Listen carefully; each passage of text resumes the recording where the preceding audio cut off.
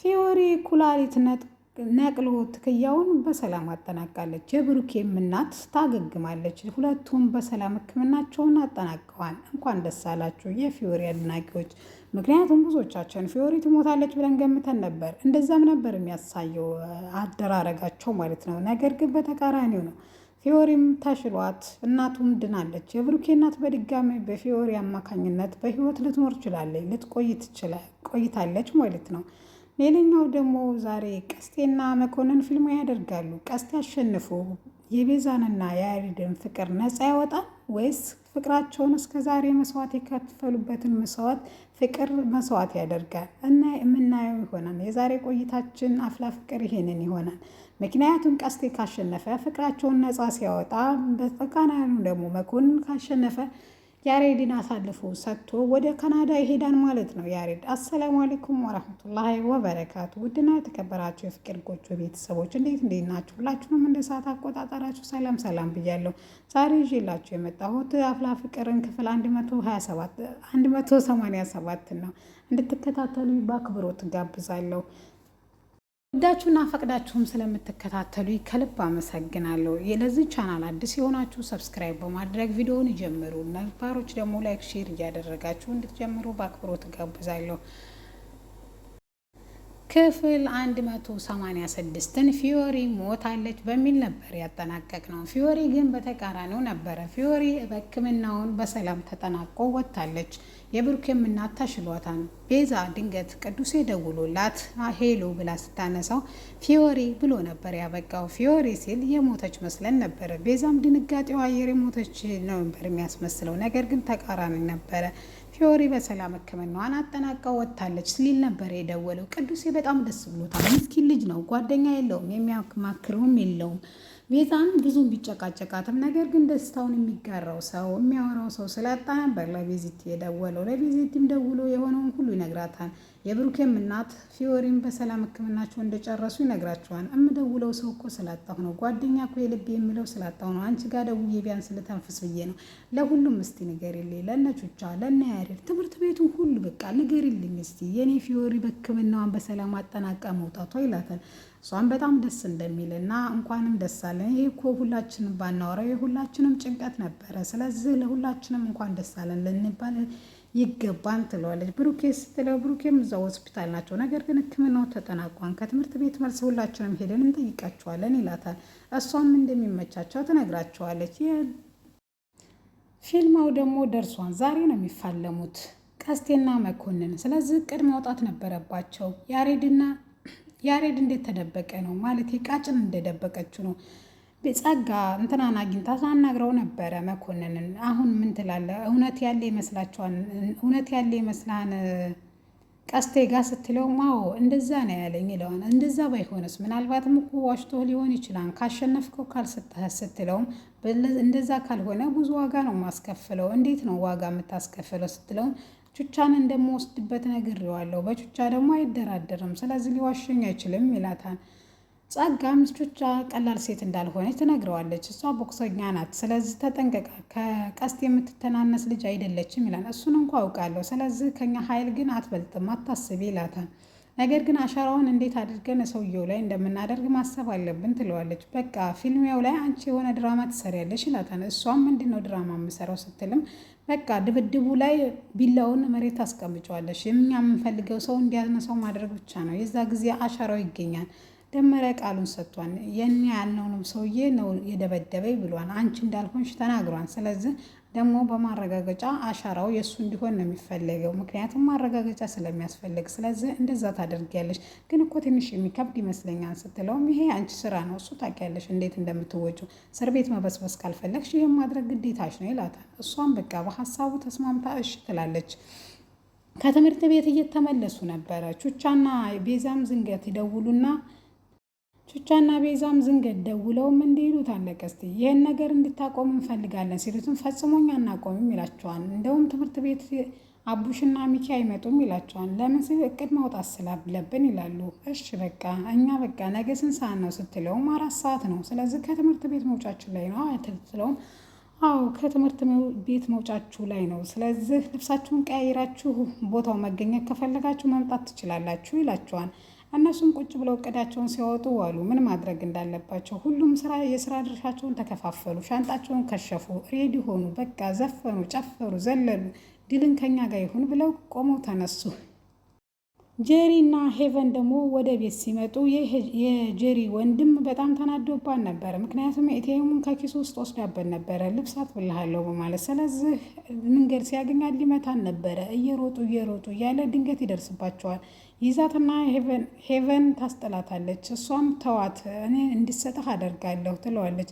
እሱም አልተዋትም ታልሰጠችኝ ይላታል። በቃ ተዋት ያልኩ አይደል እንደ በእናትህ እኔ ለምናታለሁ እኔ አሰጥሃለሁ እያለችው እያለ ዮናስ ይመጣል። ዮናስም ሲመጣም በቃ አንድ ነገር እንድትሰራለን እንፈልጋለን፣ እንዲሁም 200 ብርን አንፈልግም ማለት ልብስ ያጠብኩበትን አልፈልግም ትለዋለች። እና ምንድነው የምሰራልሽ ላይ አሁን ለሄቨን የሆነ ድራማ እንድሰራለን እንፈልጋለን ይሉታል። እሱም ምንድነው የምሰራላችሁ ብሎ ሲጠይቃቸውም እሱም የምታፈቅራት መስለህ ማለት የውሸት ፍቅረኛ እንዲኮናት እንፈልጋለን። ይሄ ማን ነው ፍቅረኛዋ ነው ምንድን ነው ሲላትም እሱም በኋላ እናስረዳለን፣ ነገር ግን አሁን እንደ ፍቅረኛ አክት አድርግ ይሉታል። ዮናስም እየቀረበ መጣ። ቀርቦ ምንድን ነው ችግር አለ ሄቨን ሲላትም እሷም ምንም ችግር እንደሌለ ቀርማ ትነግረዋለች። ጄሪ ምን ያቅለበልብሻል? እኔ እኮ የጠየኩት ሄቨንን ነው ይላታል። እሷ ከነገረችው እኔ ነገርኩ ማለት ነው ትለዋለች። እና ትከሻዋን ገድፍ አድርጎ ነበረ የኔ ቆንጆ ማን ነው ይላታል። እሱም በጣም ተናዱ። ደግሞ አንተ ማነህ የኔ ቆንጆ የምትለው ሲለውም እሷም ቀደም ብላ የፍቅረኛዋ ነው ትለዋለች። ጄሪ አትቅለብለቢ ብይሻለሁ፣ ሄቨን ማውራት እኮ ትችላለች ትለዋለች። እሱም እንደዚህ ባለችበት ግዝፈን ነበረ አዎ ፍቅረኛዬ ነው። እውነቷን ነው ጄሪ የምትናገረው። ጄሪ ማለት እኔ ማለት ነች። ስለዚህ ጉዳይ ሁሉ ይመለከታታል። ስለዚህ ፍቅረኛዬ ነው ካለች ፍቅረኛዬ ነው። ባለፈው አስተዋውቂ ብለኸኝ አልነበረም? ይኸው እንግዲህ ፍቅረኛዬ ነው ተዋወቀው ትለዋለች። እሱ ግን ዮናስ ግን በጣም ተናዶ ነበር። ሊተዋወቀው ፈቃደኛ አልነበረም። አረ ይሄን ነገርማ በፍጹም አላምንም፣ ፍቅረኛሽ ሊሆን አይችልም ይላታል። እሷን ፍቅረኛዋ እንደሆነ በደጋጋሚ ትነግረዋለች። አይ ይሄን አላምንም፣ እንደዛ ከሆነ እስቲ ከንፈሯን ሳማት ይሏል። የቅሌት ቀን አይመሽም ነበረ ጉዱ። አይ እኛ ከትዳር በፊት ምንም ማድረግ አንችልም ለምን ስትለው ብታረግዝ 30 ዓመት ብታረግዝስ የሚል ነበረ። በጣም ነበር ያሳቀኝ እኔ ማለት ነው። እና ዮናስን በጣም ተበሳጭቶ ከመካከላቸው ለያይቷቸው ይሄዳል ማለት ነው። እሷን በጣም አመስግና የጄሪን ወንድም ድጋሚ ካስፈለግከኝ እንደምደውልለት ነግረዋል። በቃ ሄብዬ የኔ ውድ እኔም ወድጄሻለሁ እደውልልሻለሁ፣ መደዋወል ብቻ ነው ሌላ ነገር አይደለም ብለው እሱም ይለያያሉ። ኤቲኤሙንም በገባችለት ቃል መሰረት ታሰጠዋለች። እሺ ብሎ እሱም ይሄዳል። በዛ ላይ ደግሞ ቃጭልና የቃጭል ፉንቃ እንዲሁ እየገዘገዘኝ ነው፣ ኩላሊቴ ናት፣ ደሜ ናት፣ እኔ ስመረመር የእሷ ደም ነው የእሷ እንትን ነው እያለ ድርቅ ያርጓታል። ያሬድን እሱ ጋር ስለደበቀች ብቻ ማስከፋትም አልፈለገችም። ነገር ግን መስማትም አስጠልቷታል። ቃጭል ምን እንደምታደርግ አላወቀችም፣ ግራ ገብቷታል። ናቲን ባለፈው ስለመታ በጣም ተናዳለች። ስለዚህ አንድ ነገር እንድታደርግልኝ እፈልጋለሁ ትለዋለች። እሱም ምንድን ነው ብሎ ስለጠየቃትም ባለፈው ተናዶህ ናቲን ስለመታሁ ይቅርታ እንድጠይቅልኝ እፈልጋለሁ ትለዋለች። እሱም ይቅርታ አልጠይቅም ቢላትም እሷ ግን ግዴታ ነው ትለዋለች። በቃ ከአንቺ ጋር የሚደብርሽ እኔንም ስለሚደብረኝ ደሜ ስለሆንሽ ይቅርታ ጠይቅልሻለሁ ይለታል። ስለዚህ ደውሉት ይባሉ መኪና አቡሻ እንደተለመዳቸው ትንሽ ታራካቸውን ወይም ጭቅጭቃቸውን ትንሽ ተጨቃጨቁ በኋላ አቡሻ ያጮህለታል። አንስቶ አቤት ሲለው ስለምትፈለግ ሰፈር ቶሎ ና ይለዋል። እሱም እሺ ብሎ በፍጥነት ይመጣል። ምንድን ነው ሲልም ዛሬ እንግዲህ ይቅርታ ሊጠይቅ ነው የቃጭል ፉንቃ ይሉታል። እሺ ይቅርታ ጠይቀኝ ሲለውም እሱም እየተለበጠጠ እኔ ማለት አንተ ነህ፣ ስለዚህ ሚኪ ይቅርታ ጠይቀው ሲለው መቼ ጀምሮ ነው እኔ አንተ የሆንኩ? ስለዚህ አንተ ራስህን ችለህ ተንቀሳቀስ ይለዋል። እሱም ተለብጥቶ ይቅርታ ሲለውም ይሄ ከልቡ ስላልሆነ ድጋሚ ይቅርታ እንዲጠይቀኝ እፈልጋለሁ፣ አለያ ቃጭልን አሁንም እጇን እስማታለሁ ይላል። እሱም የታባህ ነው የምስመው ብሎ አናቱ ላይ ሊወጣ ሲል ድጋሚ ሊደበድበው ሲል ይህን ካላደርግ አንድ ነገር እንድታደርግልኝ እፈልጋለሁ ይለዋል። እሱም ምንድን ነው ስለ እኔ እዚህ ሰፈር መጥቼ የምታይ ወላጅ ፈልጌ ነው፣ ስለዚህ ወላጅ ከየትም ብለህ አምጣ ትለዋለች። አምጣልኝ ይለዋል። እሱም ከየት ነው የማመጣው? ቢሻው ከጠላ ቤት፣ ቢሻው ከሻይ ቤት፣ ቢሻው ከየትም ብለህ አምጣልኝ፣ እኔ የምፈልገው ወላጅ ነው። እና ታዲያ እኔ ስታየኝ አባት እመስላለሁ? እኔ አባቴም ሁን እናቴም፣ እኔ ግን ወላጅ ስለሚያስፈልገኝ ወላጅ አምጣ፣ የዛ ጊዜ ይቅርታ አደርግልሃለሁ ይለዋል። ናታን ይሄን ካላደርግ ከመቼም ቢሆን የፉንቃህን ወይም የቃጭልን እጅ አልለቅም ብሎ ቃጭልን ከመካከላቸው ይዟት ይሄዳል። እሱም በጣም ተናደደ። አይመታው ነገር ድጋሚ ቃጭል ልትቀየምበት ነው። አይተወው ነገር አናዶታል። ስራውን ተበሳይቶ በቃ አንድ ነገር ማድረግ አለብኝ፣ እሱንም ወላጅ አምጥቼ ይሄን ሊልፋታው ይገባል እስከ መጨረሻው እያለ ነበረ። ትምህርት ቤት ደግሞ ለናቲ በጣም ተጨንቃ ነበረ። ሰብሊ ደውላ ጆን ድጋሚ ሊያስቀጠቅጠውና ሊያስደበድበው እንደሆነ ትነግረዋለች። ጆን ግን ናታን ግን እየሳቀ እሱ መቼም ሊያደርገው አይችልም፣ እኔ ለራሴ አላንስም፣ እንደውም አንቺ በተመሳሳይ መልኩ ተጠንቀቂና እሱን አፍቄሽ ነው ሲላትም እሷም ቀልድ እንደማይመቻትና በተለይ ከኋላ ሊያጠቁህ እንደሚችሉ እየነገረችው ነበረ። እሱ ግን ይቀልድባታል። ካሊድን መጥቶ አሽፎባት ይሄዳል። እሷ ይሄ የበለጠ አናዷታል። ጓደኛዋ በዛ ላይ አለመንቃቷ፣ ዛሬም የነሱ ሴራ አለመግባቷ ማለት አለመረዳቷ በጣም አናዳታን። ስለዚህ እዛው የሚረዱሽ ጋር እና አልሚ ጋር ሂጂ ብላ ጥላት ትሄዳለች በድጋሚ። እኔም እኮ ሲከፋይ ከጎኔ ነበርሽ፣ እኔ ግን ከልቤ ስለምወድሽ ነው። አንቺ ግን ታስመሳይ ብቻ ነው የሚታይሽ፣ ትክክለኛው መንገድ አይታይሽም። እንደውም ጆን የሚባለው ልጅ ግድ ማለት ትክክል ነው ያደረገው፣ ምክንያቱም ለምን እንደበደበው ትላታለች። እሷም የደበደበው እኮ በእኔ ምክንያት ነው። እኔን እኮ ሲደበድበኝ ነበረ ካሊድ እኔን ሊደበድበኝ በይል እሱ ባይከላከልልኝ እኔን ደብድቦኝ ነበር። አየሽ የእውነት የልቤ ጓደኛ ብኮኝ ከኔ ቆርቆሪ ነበር ብላ ጥላት ትሄዳለች። በድጋሚ ጥላት ስትሄድ እሷ ግን ምንም አልመሰላትም ነበር። በቃ ግራ ገብቷ ነበረ።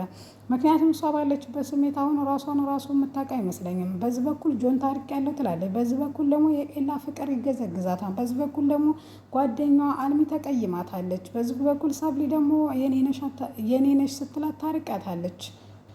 በዚህ መካከል እያለ ምን ማድረግ እንዳለባት ሚሰብለ እያሰበች ነበረ። ጓደኛዋ አልሚ እንትና ልኳን ነበረ ጆን ከእሷ ጋር መቅረብ አለብሽ፣ እሷ ጋር ከቀረብሽ ኤላ ከእሷ አንቺን እንዲቀርብሽ ማድረግ ይቻላል ይላታል። እሷም ተስማምታ ነበረ። አልሚ ጎኗ ቁጭ አለች፣ ይቅርታም ጠየቀቻት። ችግር የለውም ጓደኛዬ፣ ሁለተኛ ልቤን እንዳሰብሩ ትላታለች። አልሚዬሙች እኔ ሁለተኛ እንደዛ አላደርግም፣ ከጆን ጋር ደግሞ እኮ አንድ ላይ ሆነናል፣ እሱን ሰምቻለሁ፣ እንኳን ደስ አላችሁ ብላ ይተቃቀፋሉ። ይሄን እያወሩ እያሉ ነበር ኤላ ዘንከት እያለ የመጣው ወደ እና አልሚ ጋር። አልሚዬን ሰላም እንዴት ናችሁ ሲል አትከተለኝ ብላ ጩኸቷን ስቀጥል ነበረ። ማን ፈለገሽ? ማን ጠራሽ? እኔ አሁን አንቺን ሚሰብ ለሚባል ወጣኝ ሲላትም አይ እንደዛ አይደለም ብላ ክርተት ብላ ትቀራለች። ምክንያቱም ሁሌም እሷን ስለሚያበሳጫት እሷን ብሎ የመጣ ስለመሰላት ነበር። ነገር ግን ነገሩ እንዲህ ነው። የፈልጎ የመጣው አልሚን ነው። እሱም ሊያናድዳትና ሊያስቀናት ስለፈለገ ነው። ባለፈው ሻይ ልጋብዝ ብለህ እሺ ነበረ፣ አልተመቸኝም ነበር በዛ ሰዓት። ስለዛ አሁን ስለተመቸኝ አሁን እንድትጋብዥ ፈልጌ ነው ከቻልሽ እላታለሁ። እሷን በጣም በደስታ አንገቱ ላይ ትጠመጠምና እኔ በጣም ይሄ ቀን ይመጣም ብዬ በቅርቡ አስቤም አላውቅም ኤላዬ የኔ ዘንካታ ብላ ታቅፈውና ተያይዘው እየተሳሳቁ ይሄዳሉ። ሳይብሊ በዚህ ሰዓት ነበረ በጣም የተናደደች። ወይኔ እንደዚህ ያቃጥለኝ አሁን ያስቀና ይመስሉ ነው ትላለች። እሷ በልቧ አፍቅሯለች። ነገር ግን እሷ ማመን አትፈልግም፣ ሽንፈትን አልፈለገችም። ማፍቀሯን በቃ ራሱ መናገር አትፈልግም። እንኳን ለሰው አፍቅሬዋለሁ ብላ ለማውራት ማለት ነው። ከዛም ምንም አላስቻላትም። ቁጭ ብላ ልትቀመጥ አልቻለም። ምን እያደረጉ ይሆን? ምን እየጠጡ ይሆን? ምን እየበሉ ይሆን ብላ ማሰቧና መጨነቋን አላቆመችም። ስለዚህ ተነስታ መሄድም መረጠች። ተነስታ ስትሄድም እየበሉ እየተሳቁ እየተጫወቱ ነበረ፣ ሻይ ቡና እያሉ። እሱ ግን እንደምትመጣ ስላየ እንደዚህ ተደብቃ ስታየው አይቷት ነበረ። ሳኒም ከኋላዋ ነበረ። ሳኒ ደግሞ እያየች ነበረና ምን እያየች ነው? ምን ነው ጆን መስሎሽ ነው እንዴ ስትላትም ኤላ ነው እኮ እዛ ጋ ያለው ስትል እና ይሁና እኔ እኮ ካፌ ልጠጣ ፈልጌ ነበር ሻይ ግን ልጁ ስለሚያስጠላኝና ስለሚደብረኝ እስከሚወጡ እየጠበቅኩ ነው። ነገሩ ግን እንደዛ አይመስልም፣ የቀናሽ ነው የሚመስለው። እኔ የምልሽ በጓደኛ ይቀናል እንዴ ስትላት እንደዛ አይደለም ያልተባልሽውን አትቀባጥሬ ትላታለች። እኔ ግን አልቀባጠርኩም ፉንቃው ገብቶልሻና ስትላትም የምን ፉንቃ ነው? እኔ እኮ ተጆጋ ታርቂያለሁ ትላታለች። እሷን ብትታረቅም ነገር ግን ኤላን ታፈቅሪዋለሽ እኮ አለመሸነፍ ነው እኮ ይሄ ሁሉ ትግል ትላታለች። እሷም እንዳልነበረ ትነግራታለች። እሺ በቃ ይሁንልሽ፣ ከአንቺ ጋር መታገል አልፈልግም ትላታለች። እሺ በቃ የራስሽ ጉዳይ ይባባሉና ይሄዳሉ። ከዛ ጥላት ትሄዳለች። በጣም አናዳን ነበረ ሳብሊ ሰኒን ማለት ነው።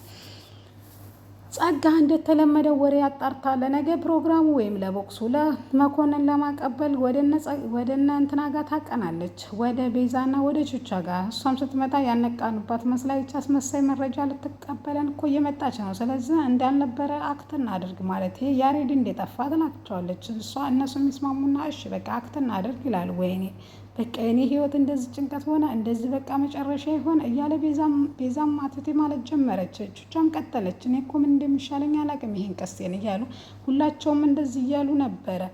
እሷም በድንገት ወደ እነሱ ትመጣና ምን አዲስ ነገር ትላቸዋለች። ምንም አዲስ ነገር የለም። ቹቻም ቀስቴም እምቢ ብሏል። ያሬድም ጠፍቷል። ምን እንደሚደረግ አላውቅም። ለምን ለፖሊስ አናመለክትም? እስከ ዛሬ ዝም ብለን ዛሬ ስናመለክት የተባባሪ ናችሁ ተብለን ራሳችን አደጋ ውስጥ ነው የምንጥለው። ስለዚህ እሱ መፍትሄ አይደለም ትላታለች። በቃ ምን ይሻላል ስትላትም ምንም ማድረግ አንችልም ትላለች። መረጃ ስላላገኘ ቶሎ ተመልሳለች። ሀኒቾ ደግሞ በጣም ደብሯታል። ምክንያቱም ፊዮሪ የእናቱን ህይወት ስለታደገች በቃ እንግዲህ ወይም እሱ ካልወሰነ እኔ ልወስንለት። የፊዮሪ እኮ መልካምነት በዛ። ስለዚህ ፊዮሪ ብሩኬ ይገባታል፣ ለእኔ አይገባኝም። ብሩኬ ደስተኛ መሆኑ ማየት ፈልጋለሁ። ብሩኬ ደግሞ ደስተኛ የሚያደርገው እናቱ ስትኖርለት ነው። ያኖረችለት ደግሞ ፊዮሪ ናት። ስለዚህ እንደዛ ማድረግ እፈልጋለሁ እያለች እየተብሰለሰለች እያለ ቅዱሴ ይመጣና ምን ነው ዛሬ ሁሉም በሚደሰትበት ቀን ዛሬ እንደዚህ መጨነቅሽና መብሰልሰልሽ ይላታል። እሷም የሆነውን ሁሉ ትነግረዋለች። እሱም በቃ ልትወስኝለት ወስነሻል ማለት ነው ስትላትም አዎ እኔ ለብሩኬ መወሰን አለብኝ ትላለች። እኔም ፊዮሪን በጣም ነው ማፈቅራል፣ ነገር ግን የእሷ ደስታ ስለሚያኖረኝ ብሩኬን ታርቃ ብትኖርም ችግር የለውም። ሞታስ ቢሆን ላጣት አልነበረም። በህይወት ማየት የራሱ ለእኔ ትልቅ ነገር ነው ይላታል። እሷም ልክ ነህ ትለዋለች። ይህን እየተባባሉ እያለ ሀንቾ በቃ እያለቀሰች መቋቋም አቅቷታል። በቃ ከክላስ መልስ ሄደን እንጠይቃቸዋለን ይላሉ። እሺ ትላለች። የእንትናን ፒአር የመጣ መቼ ነው ፊልም ስትላቸውም አሁን 10 ሰዓት ላይ ነው ፊልማው ዛሬ ይሏታል። በቃ መሄድ አለብኝ ትላለች። ቹቻን ፈርተሻል፣ ይቅርብሽ ይሄ ነገር ስለፈራሽ አንቺ ቢቀርብሽ ይሻላታል። እሷ ግን አልሰማም፣ አብሬያችሁ ሄጄ መከታተል አለብኝ ትላለች። በቃ እንደዛ ከሆነ ከትምህርት ቤት ስንወጣ ሳይሆን እረፍት ሰዓት አስፈቅደን ልብስ ቀይረን ነው መሄድ አለብን። ስለዚህ አንቺም ከወሰንሽ መሄድ ትችያለሽ ከኛ ጋር ትላታለች። እሷም እሺ በቃ እኔ ተስማምቻለሁ፣ ልብስ ቀይሬ እኔንም ጠብቁኝ አብሬ እሄዳለሁ ትላለች። እሷም እሺ ትልና ትሄዳለች። ቅዱሴ በጣም ደስ ብሎታል።